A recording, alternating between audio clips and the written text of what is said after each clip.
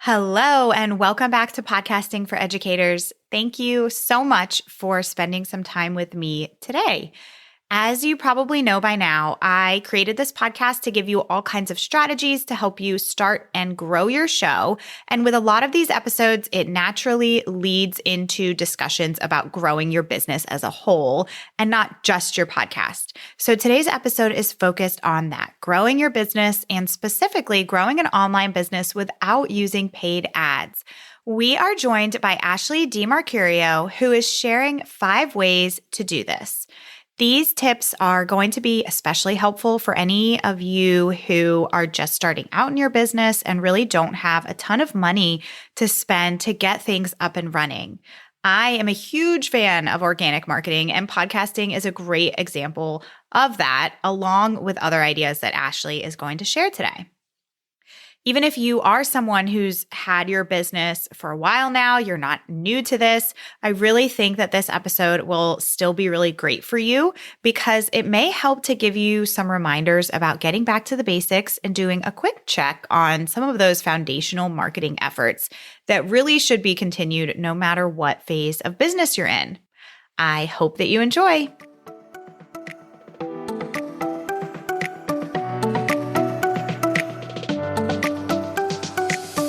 Welcome to Podcasting for Educators, the podcast that helps TPT authors and other online educators launch and grow their show. I'm Sarah, former elementary school teacher turned podcast manager, and I'm on a mission to help you get your podcast out and into the ears of those who need it most. Busy teachers, counselors, literacy specialists, SLPs, parents, and everyone in between. Each week, we'll cover quick tips, strategies, and podcast industry updates so that you can be on top of your podcasting game and gain some new customers along the way. Are you ready? Let's get to it.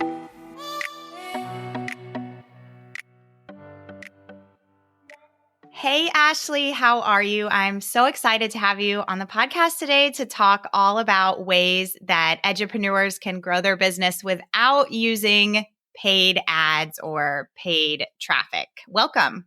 Yes, thank you so much for having me. I'm really excited to be here and talk about this topic because I know a lot of educators, when they're starting their business, they feel like they're going to have to put all this money into ads or they don't know what to pay for and what not to pay for. So I've really grown my business through organic marketing and through traffic online. So I think we're going to have some good tips. Yeah, absolutely. No, I love this topic. And I think especially when people are first starting out, they're looking for ways to build their business and build their audience without having to spend a ton of money. And even once you do grow your business, I think it's totally possible to continue scaling and continue growing without spending a ton of money on marketing. So I am super pumped to jump in. But before we go into your tips, can you just tell us a little bit about you and your background and how you got to where you are today? Yeah, absolutely. So I started teaching online as an ESL teacher with VIP Kid, actually, several years ago. Gosh, 5 years ago now, maybe. And I applied on a whim. I started working for them, and it was really eye-opening for me because it showed me that children were learning online now. Because up until that point, my experience with online learning was like a college student, so going into like Blackboard and reading the article and responding, that to me didn't, how would a kid do that, So that really opened my eyes to this whole new world. And once I saw that there was this possibility to teach online, I thought, well, maybe I could just do my own thing. Maybe there are people out there tutoring kids online, by themselves, not through a company. And of course, this was all pre-pandemic. So it was a little bit hard at the beginning getting started because people weren't familiar with Zoom. They weren't as familiar with online learning. Nowadays, people are very familiar with it and much more comfortable, doing that. So that's a huge help for all the online tutors getting started now. Yes. But so that's how I sort of got Your Reading Tutor, the brand, was through that business. And then as I started to scale and grow that business, other teachers were coming to me, other educators, and asking, how did you do that? How did you streamline that system? How are you getting students? How did you grow so quickly? And I realized that there was a lot of potential for me to start working with other educators. And what I discovered was that really, really lights me up. I really love collaborating. I love sharing how I've been able to have been able to leave the traditional classroom setting and have my own online teaching business that I'm really in the driver's seat, right? I get to make my own schedule and I get to live this life that I never thought was possible with my teaching degree. I thought I would have to be in a brick and mortar forever.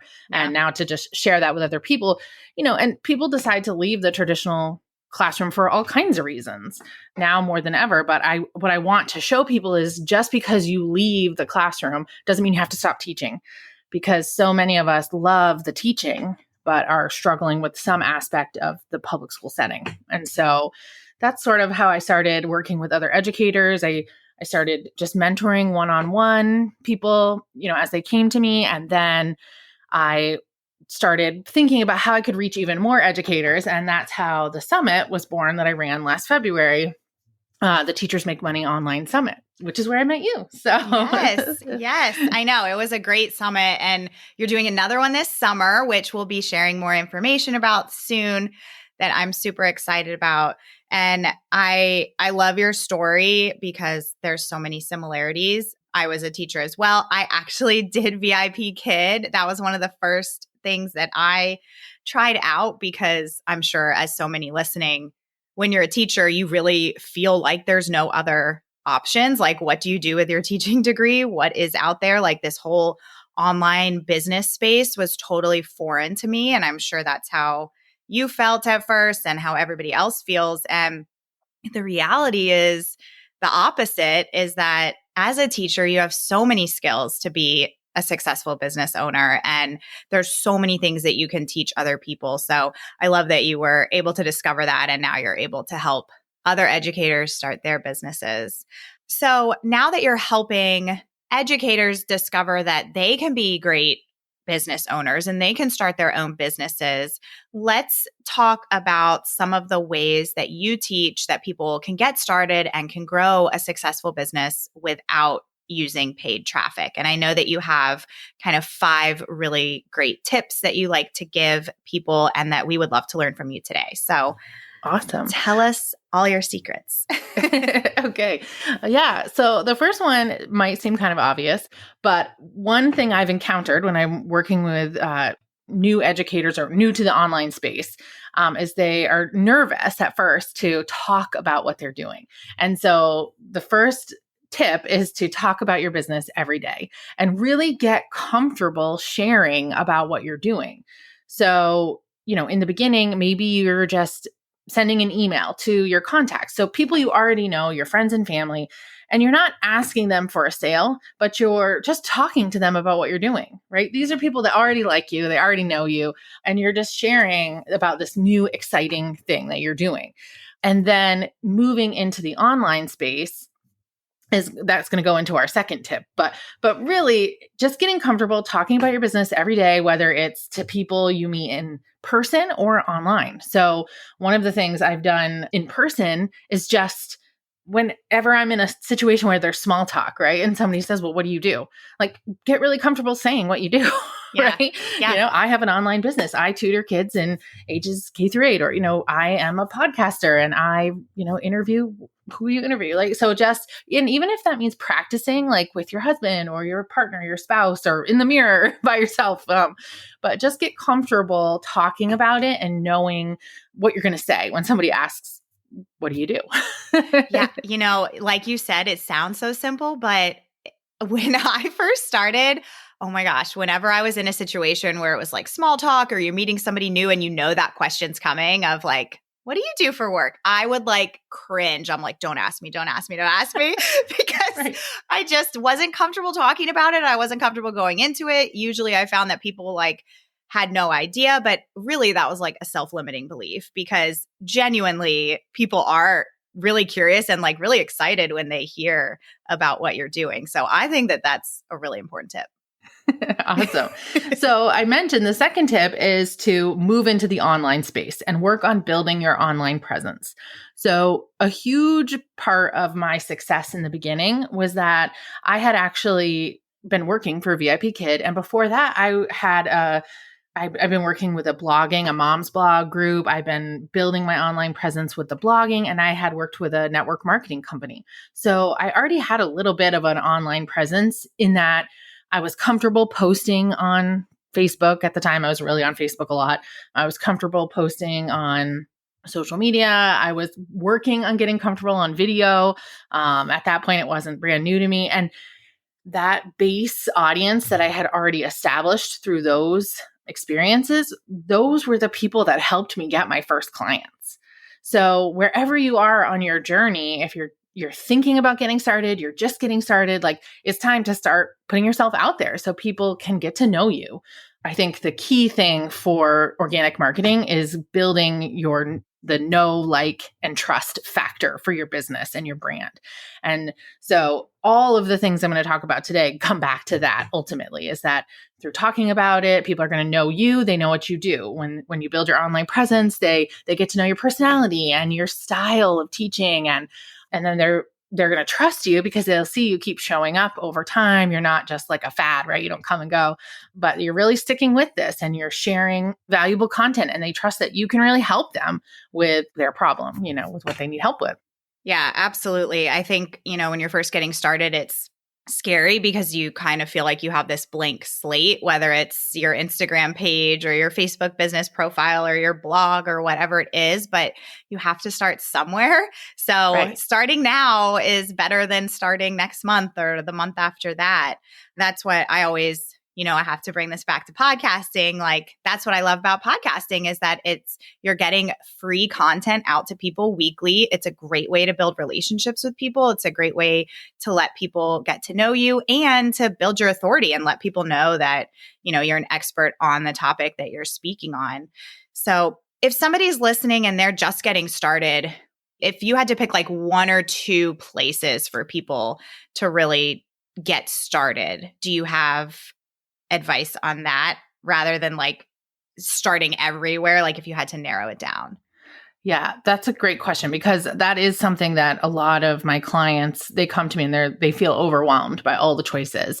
And so I think you have to think about what's going to work for you personally, for your business, your time. Where can you be consistent and really trust that whatever you decide is okay, right? You can start with one thing and it doesn't have to be the same thing other people did.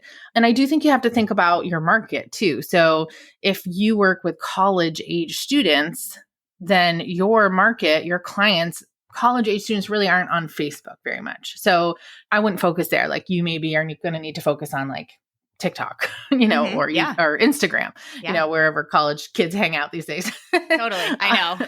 Who knows? I don't know. Somewhere. I feel very out of the loop. Yeah. And if you work with like adults, like say you work with adult learners, you might want to focus on building a LinkedIn presence. I know some other tutor coaches really encourage everyone to get on LinkedIn. And that's something I do a little bit differently, because I personally don't use LinkedIn very much because I don't feel like parents of elementary school students are looking for tutors on LinkedIn. Like, I don't think that's, now as I'm growing this other side of my business where I'm having the summit and I'm working with other educators, maybe I would develop a LinkedIn profile for that. But I think you have to sort of think about, where's your market and what are you comfortable with? So podcasting is great if you are nervous about being on video and you don't want your face on video as much, or you're nervous about being live, because podcasting, we can do some editing if we make a mistake, Totally. So podcasting is great for that. If you love being on video and you feel like a performer, then trying live streaming, getting on YouTube, that could be a great option for you too.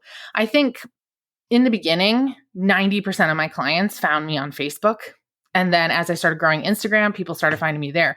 But for elementary age students, those parents are still a lot on Facebook. Yeah. Yeah, when I think of parents, I feel like Facebook, like a lot of Facebook groups are good to look in and things like that. But I totally agree with you about really thinking about where your ideal clients are, where your ideal customers are, and how are you best going to show up for those people. Right. So that's Right, perfect. absolutely. And I will make sure to give you a link to include in your show notes. One of my free downloads, I actually just updated it for a summit that I'm speaking in this month, but it's all about building your online presence for the edupreneur.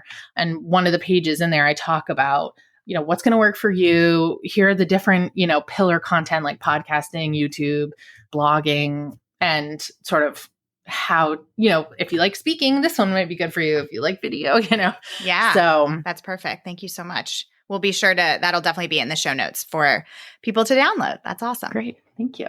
Yeah. Okay. So we've got talk about your business daily, get comfortable with it, building your online presence. What is tip number 3? Tip number 3 is start growing an email list. I think a lot of edupreneurs or online educators, they forget about this step, or they think that's not for me. It's too hard. I don't know what to send in an email every day or every week. I get a lot of those kinds of objections. Do you have an email list? Oh no, I don't really know how to do that. Yeah. But that's huge. That's a huge tip. And that is because as much as we love social media, it is what we call like rented property, right? Yes. You don't own your social media space. And we all know that sometimes things happen on Facebook or Instagram and there's glitches, and there's been twice in the last few years that I can remember where it was down. Instagram was down and Facebook was down. And if you Everybody have an email list, freaking out. yeah, exactly. Right. Everyone's freaking out. But if you have an email list, you can be like, okay, and just log into your email and send everyone an email. Like, hey, Facebook's down today, so I'm just shooting you an email, let you know what's going on. Yes. So Absolutely. whereas your email list is really yours. Those are people who have agreed to be in your circle. They want to hear from you on a regular basis. And that can't just disappear, right? Yeah. So I think that's a really important step in the beginning that people sometimes push off, and they think, oh, that can wait. But it really can't. You need to start right away building that email list of people that are interested in what you're doing and will help you grow your business. Yeah, absolutely. And I am one of those people who put off starting an email list for a long time.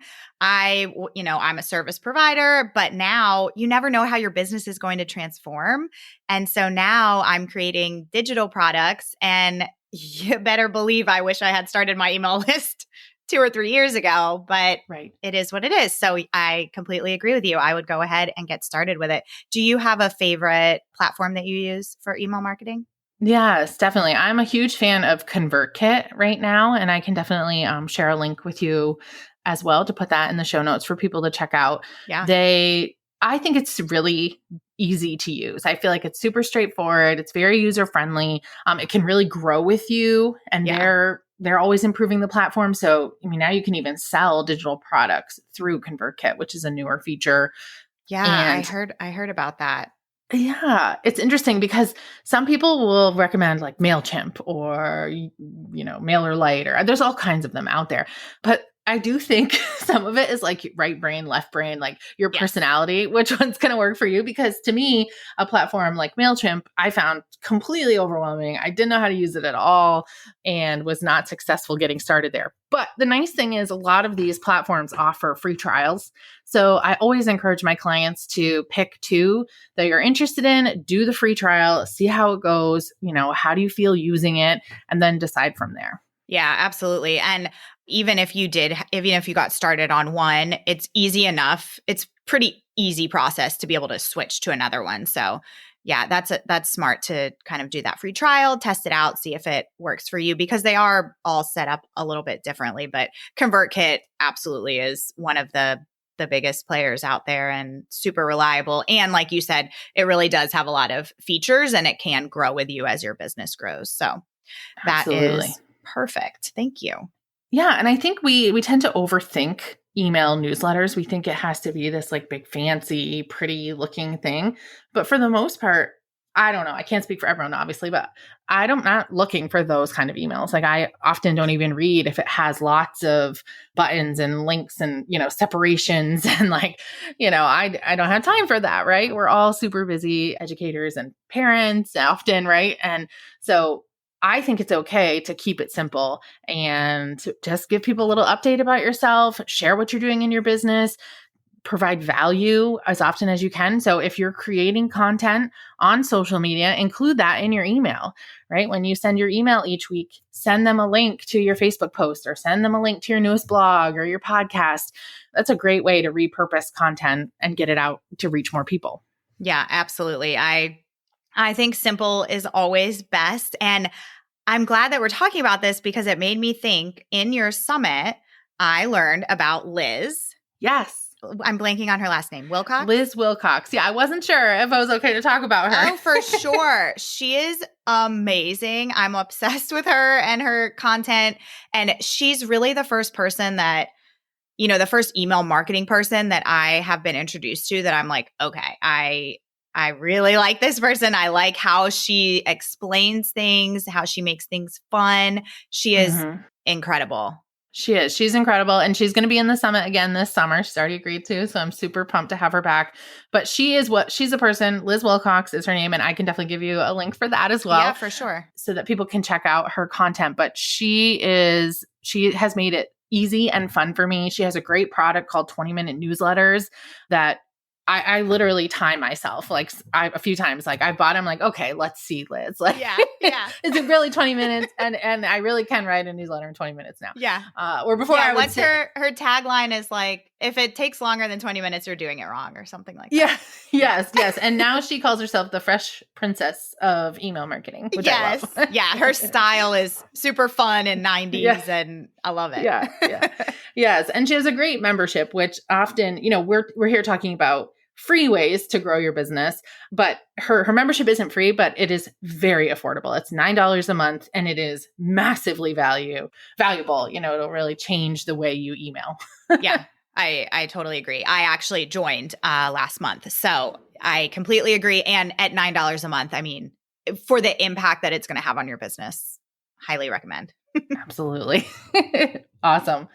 All right. Well, so that's growing your email list, working on email marketing. That's tip number 3. Yeah, perfect.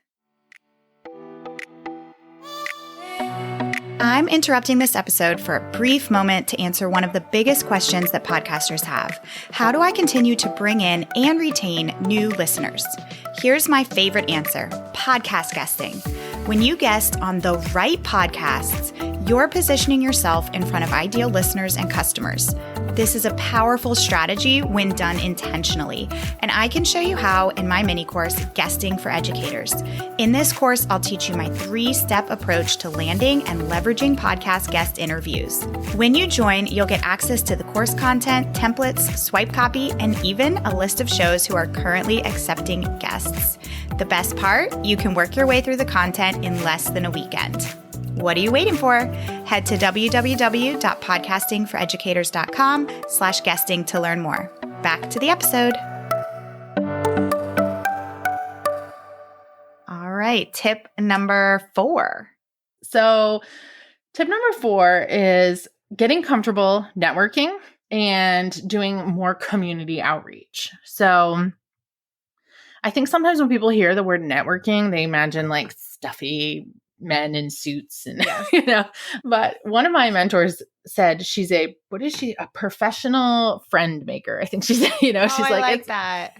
Like, just think of it as part of your job to get to know more people and make new friends. And not like every person you meet is going to be a client, but you just don't know how that person can connect you with somebody else.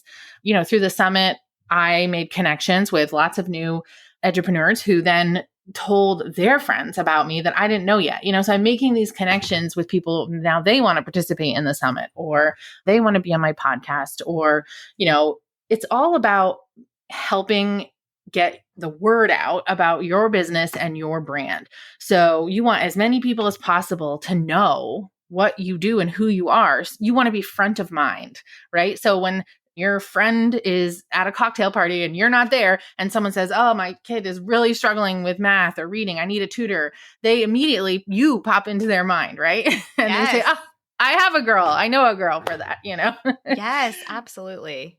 So to me, that's what networking is all about, getting to know people, whether you're emailing local schools, like depending on your area, if you have a in-person tutoring component, or you want to work with the schools in your area, like they need to know you exist, right? So emailing them, and just participating in entrepreneur groups. So I recently found, it was like a Boss Moms of Myrtle Beach. So we recently moved to Myrtle Beach and I don't know anyone here. Yeah. So putting yourself out there and getting out of your comfort zone and going to these in-person events. And when I was there, I was able to, connect with someone who did headshots for me, new headshots, because I didn't know any photographers here. And I want to find someone that I like their style, like their personality. I trust they're going to show up. And I was able to meet someone in person, and now they know what I do. So there's all of this opportunity for referring people and business sharing and collaborating. It has to be part of your marketing strategy. Yeah, I couldn't agree more. I love talking about this topic because I think it's one of the most important pieces when it comes to building your business, is really building relationships with people, getting to know people, putting yourself out there. And you just gave some great examples of how putting yourself out there and like meeting new people doesn't have to be this big, scary thing. We all have really different personalities. And if you're more of an introvert and going to, a big traditional networking meeting is scary to you, you don't have to do that. You can meet people online. There's, like you mentioned, lots of local meetups. Most towns and cities have some sort of like local entrepreneurial meetup group that you just might not know about yet. But I'm sure that if you, just Google it and where you live and see if anything comes up, or check it out on social media. But whether it's in person or online, just always coming from a place of wanting to build genuine connection and providing value to people, even if that person that you're directly speaking to doesn't need your services or doesn't need your product, they probably know somebody who does. And I just love how you worded that. You want to stay top of mind. You want to be the person that they think of when they are talking to somebody who needs what you do. Right. Right. And I love when I talk about this with my clients in my group program, or if I'm mentoring, an educator, I have a perfect example of how this can work, out in the wild, in the real world. So when I'll try to just explain it, but by staying top of mind, by making sure people know what you do, opportunities will come about in the online space that you wouldn't have access to if people didn't know you. So, for example, in a mom's group that I've been a part of for a very long time, that mom's group, I've shared like my free content, like I've shared podcasts, episodes I've done, I've shared freebies, I've shared, all kinds of free content in there. So they know what I do now. So anytime somebody in that group asks for a reading tutor, or does anybody know a good reading tutor? Does anybody, whatever the question is, before I even see the post, I might not, right? We don't see every single post on Facebook. So I'm not even there. I don't even know this post has happened yet. And people are tagging me. Yes. Other people in the group, some of them are people who've worked with me, and they'll say, oh, we hired Ashley. She worked with our daughter. It was amazing. Or they just know who I am and what I do. And because I've built this online presence, they trust, they're comfortable recommending me, even though I haven't worked with their kids. They know what I do and they're comfortable, and I'm being tagged, and then I'm being drawn to this post where I can comment and say, here's what I have open, here's what I'm offering. And one client last summer, that happened, and she enrolled right away with me for tutoring. And she said, you just came so highly recommended. I mean, and there were other people on there, like centers and as qualified, or different degrees than me, Yeah. But she went with me because it's like an Amazon review, right? Like we buy absolutely. the product with the best Amazon reviews. Yes. Oh, it's so true. I like the biggest thing is people love to hire or buy because somebody else has recommended it. Word of mouth is, I think, will always win over qualification or anything like that. And I love your Facebook example because I completely agree. I think that's like when you know that you're doing something right, when you are the person getting tagged for like a very specific thing in a Facebook group. Yep. Yes. Exactly. And that does take time. I mean, a lot of the things we're talking about take time today, Yes. right? And that is part of the I don't even know if I would call it a drawback necessarily, but something to be aware of when you're doing organic marketing. It's really it's a long game, right? Like you are planting all of the seeds for the growth and the things that are going to happen maybe 2 or 3 months down the line. So that's why it's really important to be consistent when you're doing any of these, whether it's email marketing or going online, posting on social media, being consistent, because those posts get seen over time by different people. Yeah. And people have to get comfortable with you and follow you for a while often before they're ready to purchase something from you. Yeah, definitely. And, same goes for podcasting. I mean, if you are a new podcaster and maybe you don't already have a big online presence, it is very normal for like even the first year to be like pretty steady and not see a ton of growth. It's something that happens over time. And the great thing about like podcasting and blogging, those are all forms of content that just get more and more traction over time. So it's all well worth it if you just are willing to plant those seeds in the beginning. And depending on what you're doing, I mean, if you're doing something like starting a online tutoring business, it's not like you need 100 clients right away. You Right. only need a limited number. And so starting small and growing as you go. Absolutely. And I think a lot of people worry about clients over time. Like they think, how am I going to have enough clients forever? Right? Yeah. But you just can't think that way, because with tutoring, especially, you never know. Like some of your clients will come to you for a very targeted season, right? Like they might just be doing summer tutoring with you, or they might just be trying to close this fluency gap or pass this exam. There might be that, but a lot of your students will come in and stay with you for, an entire school year and beyond. I have one student I've been going on 3 years that we've been working together now. And that's a really amazing relationship, and such a blessing to get to witness and be a part of their, educational journey for all of those years. So I love that you brought that up. Like you don't need 100 students. No.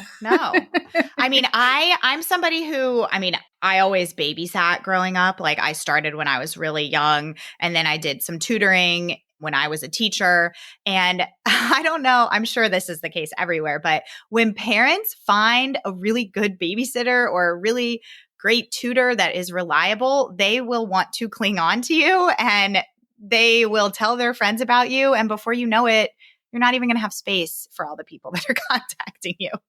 Right, exactly. And so I think it's great when if you're thinking about starting a tutoring business and this is a great time, right? Like start now, because you're headed into the summer, people are looking for a tutor, and you'll get an idea about, just what it's going to be like for you, what your schedule might look like, how many students you can really handle, because everybody's different, and success or fully booked can look different for different people. Oh, yes, so definitely. I think it's a good time to just like dive in and get started.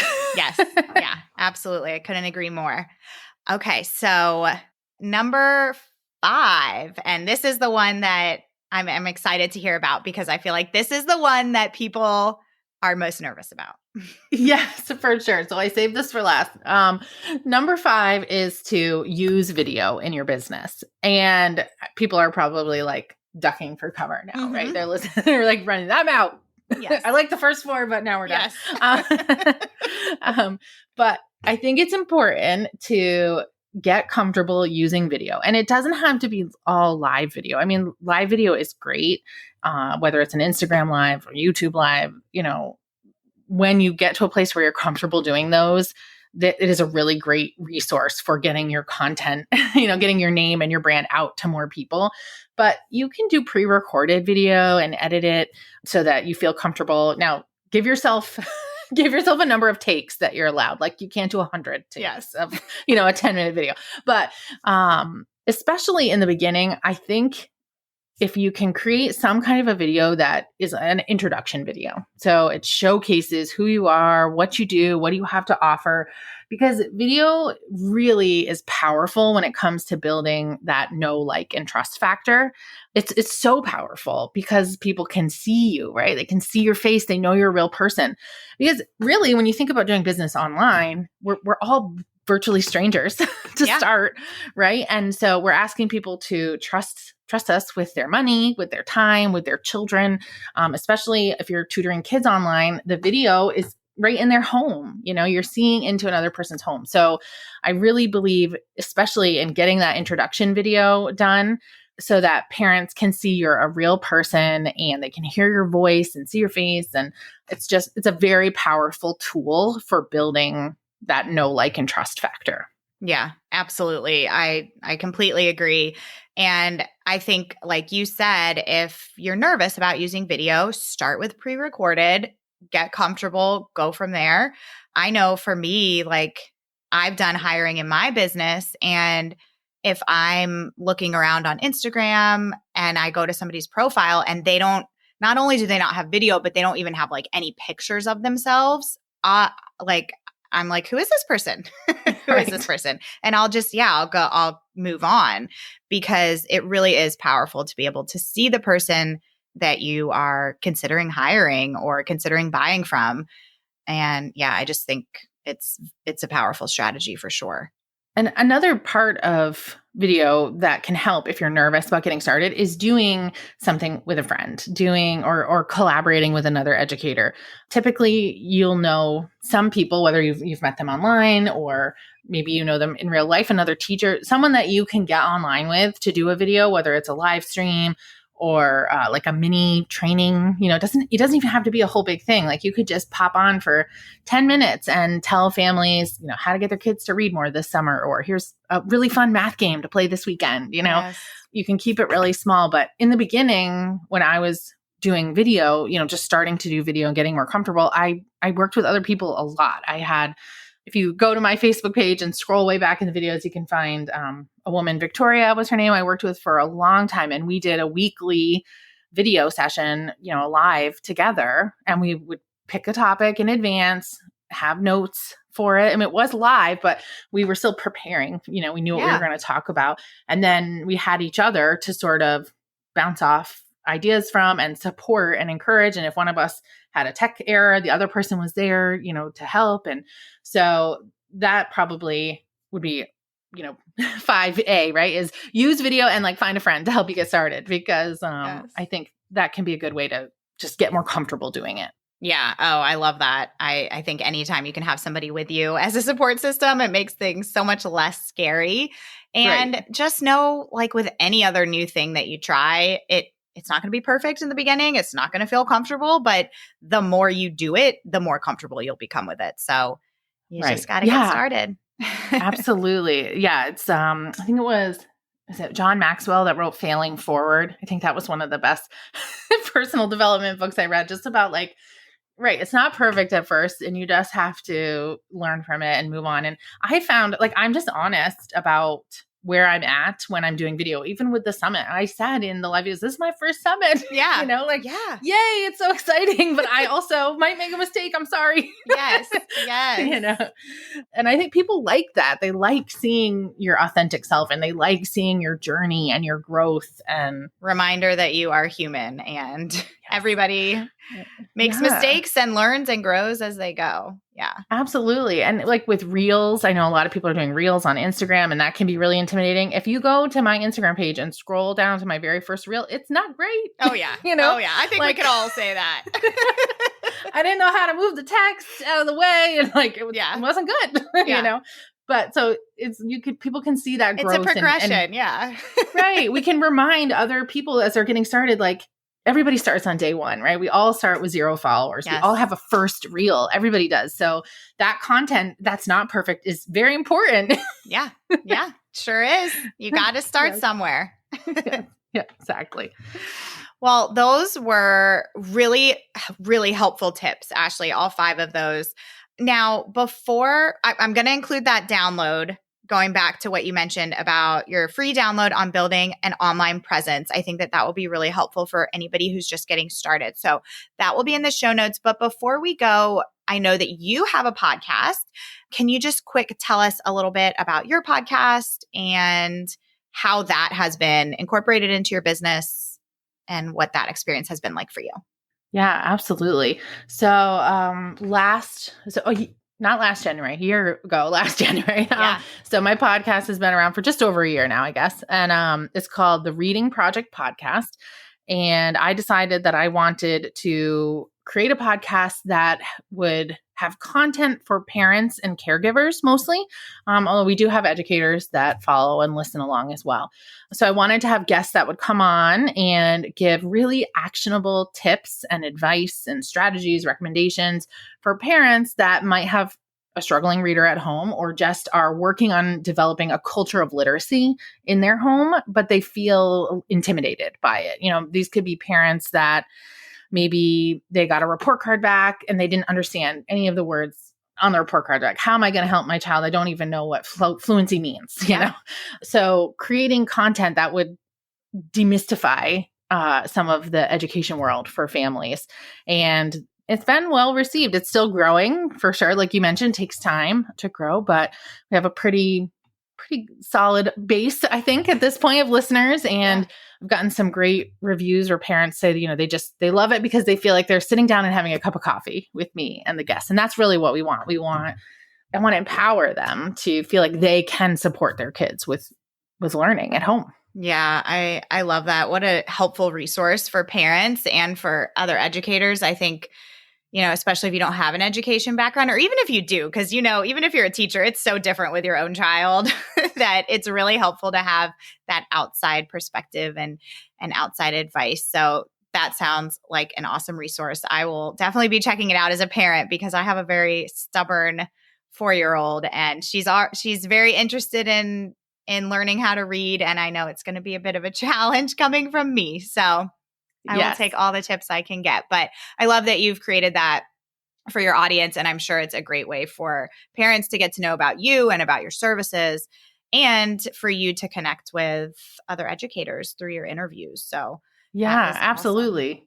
And that would be like the organic marketing part of having a podcast that's free content. So as you're growing your product suite, you're building your brand, you want to think about, how are people going to access you at these different tiers? And podcasting, if someone comes to me and they need help, but they're not in a position to hire me for one-on-one tutoring, I don't have to walk away and leave them empty-handed. I can say, I don't have any spots right now, but here's my podcast. There's a lot of great content. Make sure you listen to episode 5 and 6, or whatever. Absolutely. Yes. That's why I started my podcast because, I have packages where I launch people's podcasts and I have my monthly clients, but I also know that there are people who either aren't at the point where they can hire me or don't want to. They want to do it by themselves. So I wanted to have some sort of free resource for them that they could always turn to. So I love that you brought that up.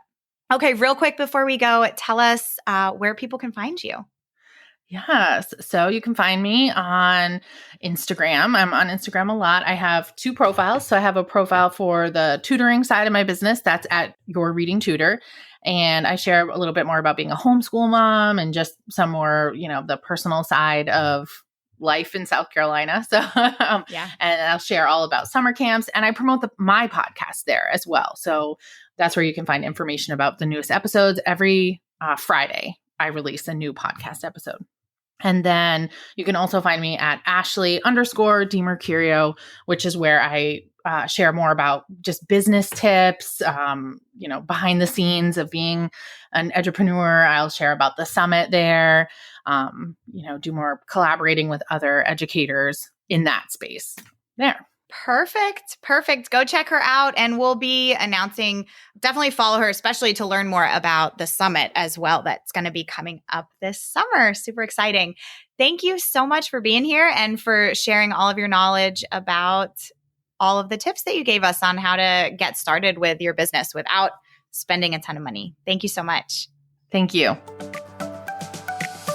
If you have any questions or takeaways from this episode, send me a message on Instagram at Podcasting for Educators. I'd love to hear from you.